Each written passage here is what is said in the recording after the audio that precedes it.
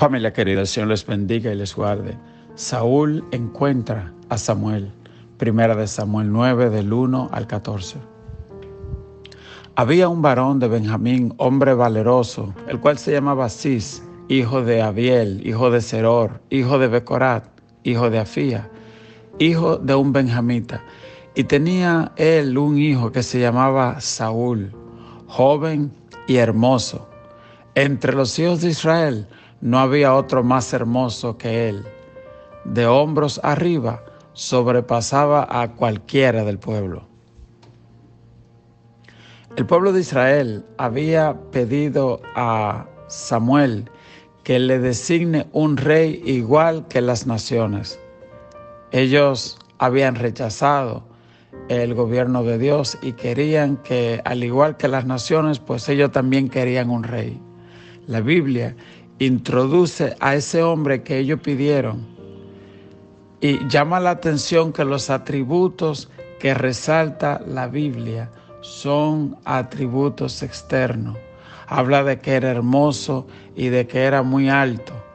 Para nada se asemeja a la descripción que da la Biblia cuando David es elegido. De hecho, cuando Samuel fue a elegir un sustituto de Saúl, la Biblia dice que él vio el hijo mayor de el padre del rey David y pensó que era este.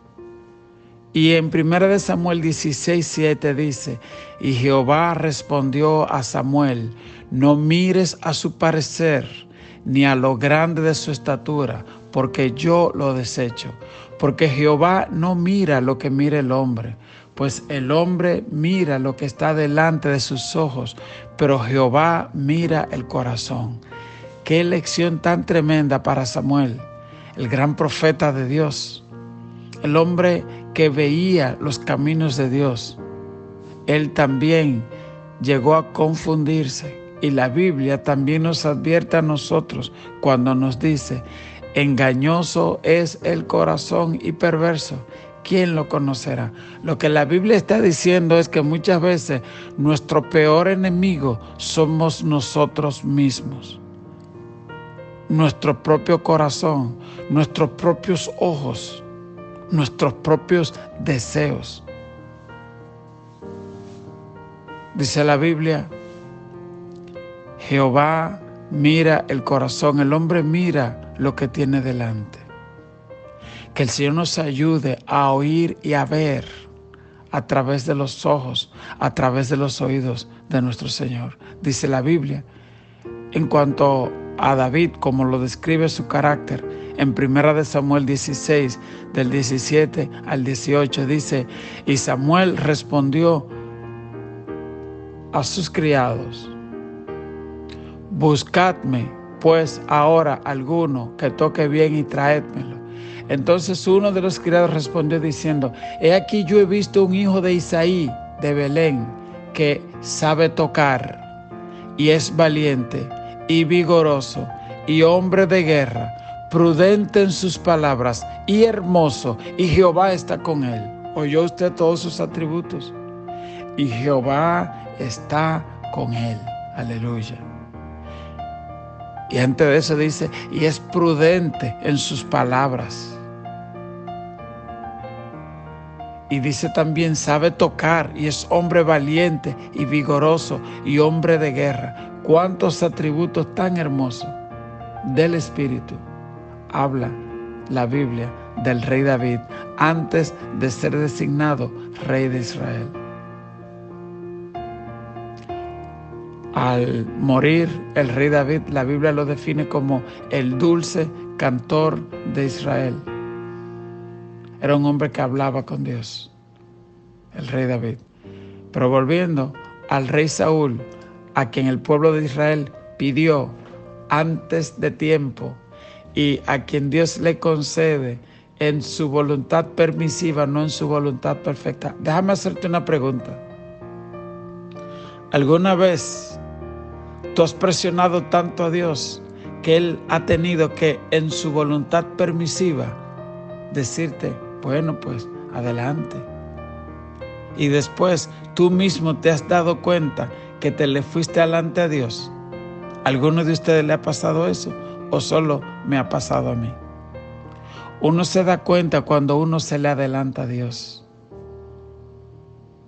La Biblia dice: en el principio creó Dios los cielos y la tierra, y estaba desordenada y vacía. Sí, la falta de Dios crea vaciedad de propósito y trae desorden a la vida de uno. Y muchas veces uno puede tener cosas materiales, en apariencia, como Saúl, estar todo muy alto y muy hermoso, pero por dentro estar vacío. Escuché a alguien decir en estos días, y realmente me llegó esa palabra, cuando él dijo: la depresión es la falta de Dios. Porque Jesús dijo: mi paz os dejo, mi paz os doy. Si andas en depresión, es porque andas falto de Dios. Me llamó mucho la atención esa palabra. En el caso de Saúl, dice la Biblia que que se habían perdido las asnas de su padre. Vamos a continuar leyendo. Dice el verso 3: y se habían perdido las asnas de Cis, padre de Saúl, por lo que dijo Cis a Saúl su hijo: toma ahora contigo alguno de los criados y levántate y ve a buscar las asnas. Y cabe preguntar, ¿él era el pastor de esas asnas? Porque David era el pastor de las ovejas de su padre.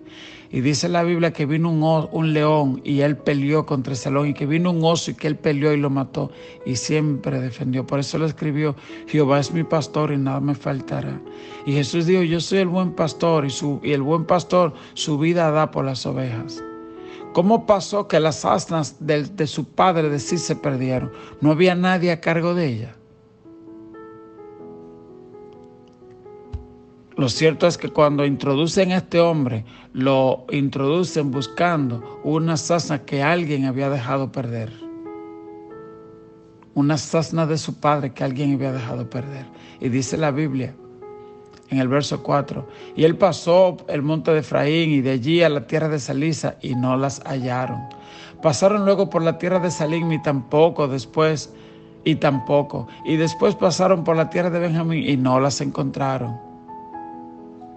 Cuando vinieron a la tierra de Suf, Saúl dijo a su criado que tenía consigo: ven, volvámonos, porque quizás mi padre, abandonada la preocupación por las asnas, estará acongojado por nosotros. El criado le respondió: he aquí, ahora hay en esta ciudad un varón de Dios que es hombre insigne. Todo lo que él dice acontece sin falta. Vamos pues allá. Quizás nos dará algún indicio acerca del objeto por el cual emprendimos nuestro camino. Otro detalle es que aquí quien habla de Dios y quien dice vamos a acercarnos a Dios, al hombre de Dios, es el criado y no Saúl.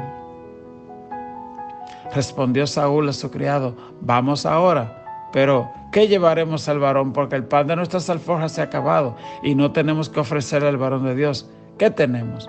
Entonces volvió, oiga como dice la Biblia, volvió el criado a responder a Saúl diciendo: he aquí se halla en mi mano la cuarta parte de un siclo de plata. Esto daré al varón de Dios para que nos declare nuestro camino. Uno nada más tiene que decir: wow, ¿y qué siervo es este tan preparado? El jefe de él, el señor de él, no tenía ni siquiera pan seco para dar, pero él tenía un siclo de plata y tenía la visión de Dios en su corazón. En medio de nuestro extravío, vamos a buscar la guianza de Dios. Saúl, ¿qué te parece si oramos? Saúl, ¿qué te parece si ayunamos, si vamos a la casa de Dios para escuchar lo que Dios tiene que decirnos a nosotros? Qué grande este criado, porque nosotros muchas veces nos extraviamos y no buscamos el consejo de Dios, y todavía alguien nos da el consejo de Dios para hacernos volver al buen camino, y aún así persistimos en seguir en nuestro camino. Dice la Biblia en el verso 9: antiguamente en Israel, cuando cualquiera que iba a consultar a Dios decía así: venid y vamos al vidente, es decir, al roé, porque hoy se llama profeta. Entonces se le llamaba vidente. Dijo entonces Saúl a su criado: dices bien, anda, vamos. Y fueron a la ciudad donde estaba el varón de Dios. Dice que antes se le llamaba vidente, luego profeta.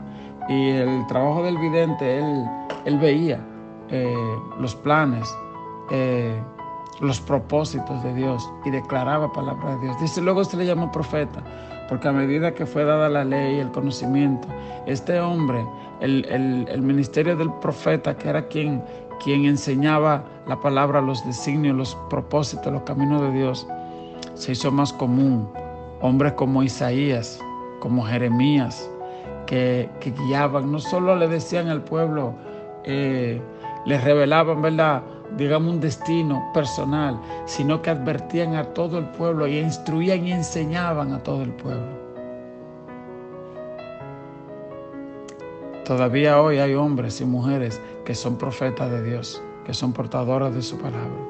Dice la Biblia en el verso 11, y cuando subían por la cuesta de la ciudad, hallaron unas doncellas que salían por agua, a las cuales dijeron, y todo esto, hermano, las doncellas que salían por agua, ¿qué le recuerda a usted? Claro, cuando iban a buscar esposa para Isaac, que salió una doncella por agua, y le preguntó el siervo. Y todo esto está señalando una sola cosa. Eso se llama citas divinas, encuentros organizados por el mismo Dios de Israel. Dios tenía un propósito para Saúl y él no lo sabía. Y así en nuestro día, nosotros al salir, antes de salir, tenemos que orar y encomendarnos a Dios, porque a veces nosotros tenemos unos planes, pero Dios tiene otros planes para nosotros. Y uno tiene que orar, Señor, guíame donde aquellas personas que te necesitan, Señor. Dame palabra para esas personas, Señor. Y también, Señor, guíame donde aquellas personas que tú has puesto en mi camino para bendecir mi camino. Dios generalmente cuando te lleva a un lugar ya tiene alguien allá esperándote. Lo hizo con Ruth, lo llevó a la tierra de Boz, quien iba a ser su esposo, su cuidador. Lo hizo también con Esther. ¿Ok? Dios siempre dispone a alguien. Cuando fue a buscar este hombre esposa para Isaac también. ¿Ok?